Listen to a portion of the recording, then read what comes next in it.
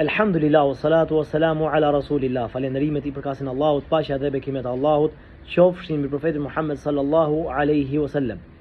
Allahu I madhëruar këtë Kur'an na e ka zbritur si udhërfyes për jetën tonë.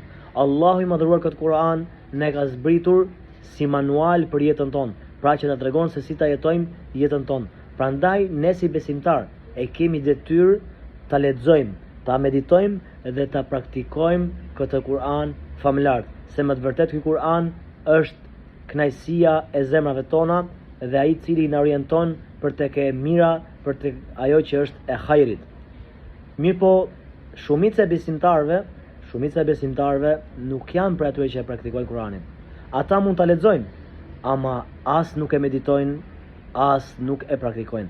Prandaj me këtë video në radh parë do të këshilloja veten time dhe pastaj të gjithë ata që e dëgjojnë që ta vënë në zbatim fjalën e Allahut subhanahu wa ta'ala, duke nisur nga gjërat më të vogla e duke përfunduar deri tek gjërat më të mëdha.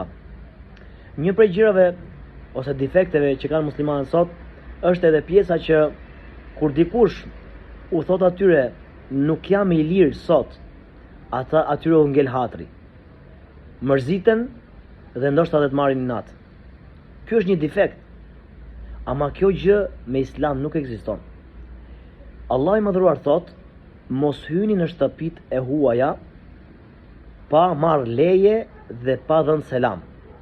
Mos hyni në shtëpitë e huaja, pra mos hyni në shtëpitë e huaja pa marr leje dhe pa dhënë selam.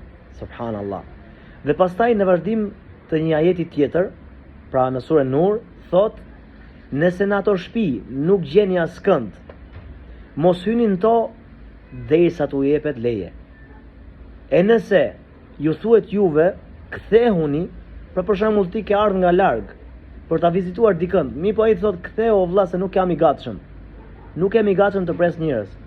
Ty nuk duhet ngel hatri dhe as nuk duhet mërzitesh me të dhe të marrësh inat, por të kthehesh, se Allahu thot nëse ju thuhet kthehuni, atëherë kthehuni, se kjo është më I mirë për ju. Prandaj këtë ajet duhet ta vëmë në zbatim. Këtë ajet duhet ta vëmë në zbatim se shumë prej besimtarëve e neglizhojnë këtë gjë. Shumë prej besimtarëve e neglizhojnë aq sa e marrin natë tjetrin. Unë I shkova e si mund të ma bëj ai këtë gjë.